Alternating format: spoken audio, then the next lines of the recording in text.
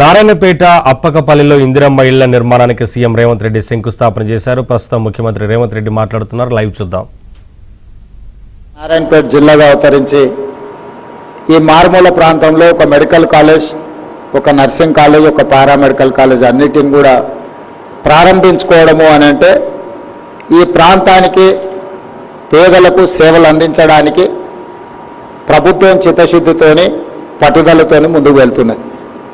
గతంలో 8 మెడికల్ కాలేజీల అనుమతుల కోసం జీవోలు ఇచ్చి మెడికల్ కౌన్సిల్ ఆఫ్ ఇండియా అనుమతి లేక వాయిదాలు పడుతున్న సందర్భంలో కేంద్ర ప్రభుత్వం తిరస్కరించిన ఆందోళనకరణ సమయంలో సంబంధిత శాఖ అధికారులు కృష్ణ గారు, దామోదర్ రాజనరసింహ గారు పూర్తి స్థాయిలో ప్రయత్నం చేసి ఈ 8 అదనపు మెడికల్ కాలేజీల అనుమతి తేవడం ద్వారా ఈరోజు వందలాది మంది విద్యార్థులు ఇక్కడ నూతనంగా చేరడం జరిగింది.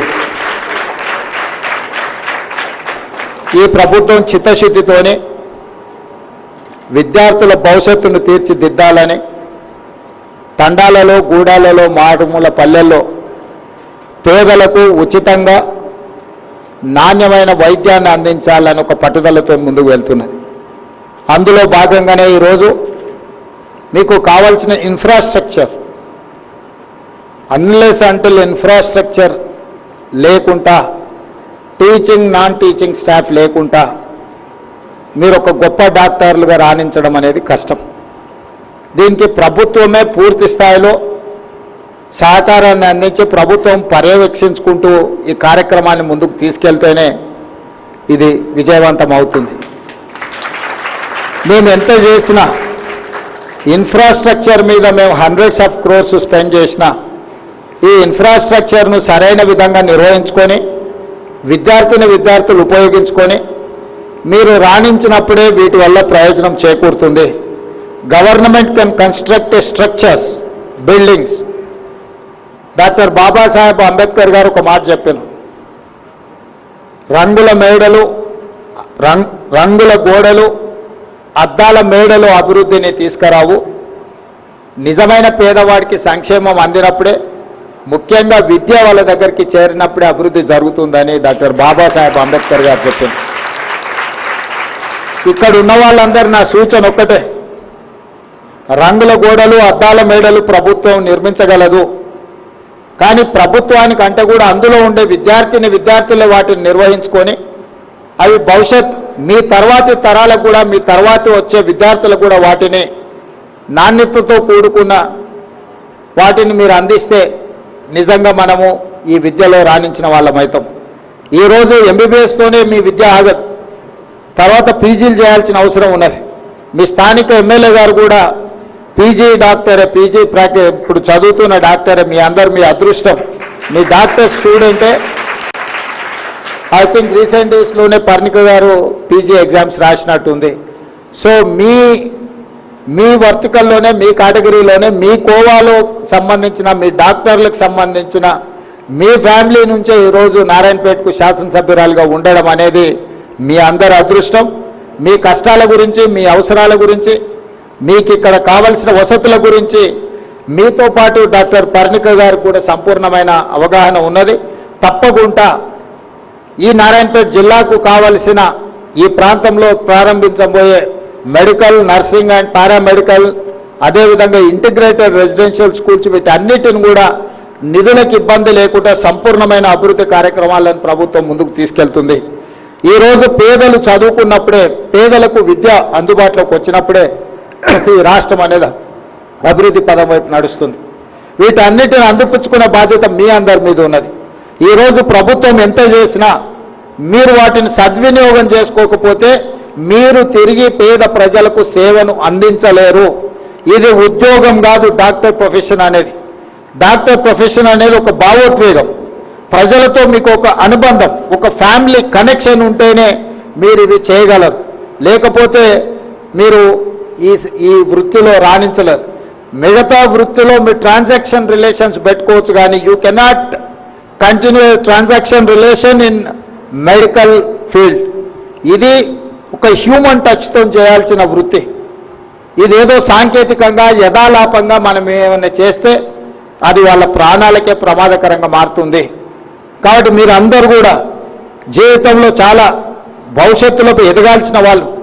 ఇక్కడ మీ చదువులో మీ పునాదులు బలంగా పడితే మీరు భవిష్యత్తులో గొప్ప డాక్టర్లుగా రాణిస్తారు, ఈ రాష్ట్రానికి ఈ దేశానికి సేవలు అందిస్తారు. ఈరోజు మన రాష్ట్రంలో మన దేశంలోనే కాదు, మిడిల్ ఈస్ట్ కంట్రీస్లో పారామెడికల్ సిబ్బందికి ఉన్న డిమాండ్, వాళ్ళు పే చేస్తున్న ఈరోజు జీతభత్యాలు అత్యధికం.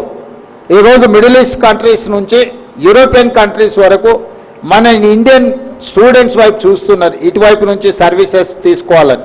భవిష్యత్తులో మిడిల్ ఈస్ట్ కంట్రీస్కి అవసరమైన పారామెడికల్ సిబ్బందిని రాష్ట్ర ప్రభుత్వం అక్కడ ఉన్న అవకాశాలను తెలుసుకొని ఇక్కడున్న విద్యార్థులకు ఇక్కడ ఒక అవగాహన కల్పించి వాళ్ళకి శిక్షణ ఇచ్చి మీరందరూ ఈ దేశంలో మారుమూల ప్రాంతంలోనే కాదు ఇతర దేశాలలో కూడా వైద్య సేవలు అందించడానికి అవసరమైన ప్రణాళికలను ఏర్పాట్లను మన రాష్ట్ర ప్రభుత్వం చేస్తుంది. కాబట్టి ఇవన్నీ మనము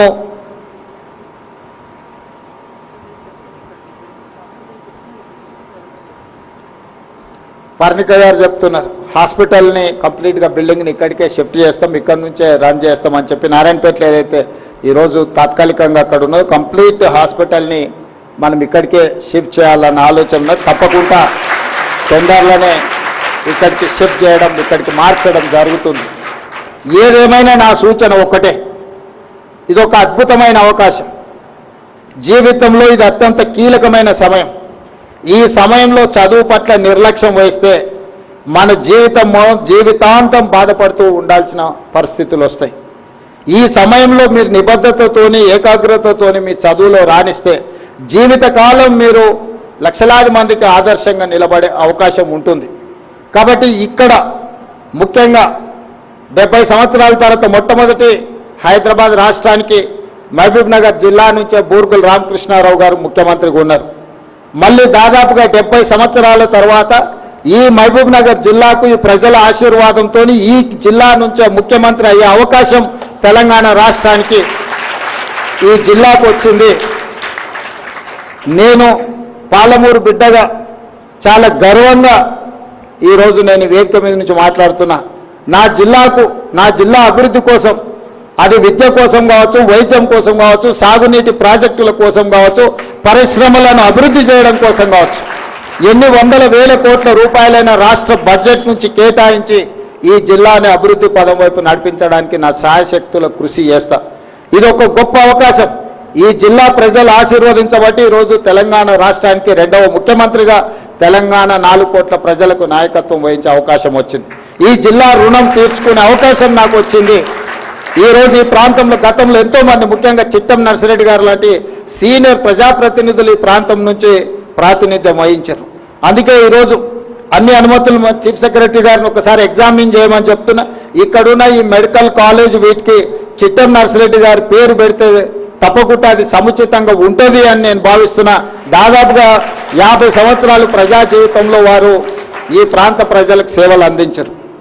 ఈ ప్రాంత ప్రజలకు సేవలు అందించిన చిట్టం నర్సిరెడ్డి గారి పేరు ఈ మెడికల్ కాలేజ్కు పెట్టడం సముచితమని నేను అనుకుంటున్నా. మా వైద్య ఆరోగ్య శాఖ మంత్రి దామోదర్ రాజనరసింహ గారికి, మా చీఫ్ సెక్రటరీ గారికి నేను ఈ సందర్భంగా సూచన చేస్తున్నా. ఒక్కసారి వాటిని పరిశీలించి నిర్ణయం చేసి ఈ నూతనంగా నిర్మిస్తున్న ఈ మెడికల్ కాలేజ్కి మీరు చిట్టం నర్సిరెడ్డి గారి పేరును పెట్టడానికి అవసరమైన అన్ని చర్యలు తీసుకోవాల్సిందిగా ఆదేశాలు ఇస్తూ మీ అందరిని మరొక్కసారి మనస్ఫూర్తిగా అభినందిస్తున్నా. మళ్ళీ ఈ కాలేజ్ మొత్తం పూర్తయి నెక్స్ట్ అకాడమిక్ ఇయర్లో మళ్ళీ కొత్తగా విద్యార్థులు చేరినప్పుడు తప్పకుండా మళ్ళీ వచ్చి మీ అందరితో కూర్చొని ఆ రోజు ఏం కార్యక్రమాలు పెట్టుకోకుండా ఓన్లీ మీ medical, paramedical and nursing college స్టూడెంట్స్తోనే కలిసే కార్యక్రమాన్ని ఒక ఇంటరాక్షన్ సెషన్ పెట్టుకుందాం. మీ యంగర్ జనరేషన్ ఆలోచనలు ఎట్లున్నాయి, మీరు ఏం కోరుకుంటున్నారు, ఏం ఆలోచన చేస్తున్నారు, అభివృద్ధికి ఏం చేస్తే ఉపయోగం ఉంటుందో మీ సూచనలన్నీ తీసుకొని ముందుకు వెళ్తామని తెలియజేస్తూ మీ అందరి దగ్గర సెలవు తీసుకుంటున్నా. ధన్యవాదాలు మిత్రులారా.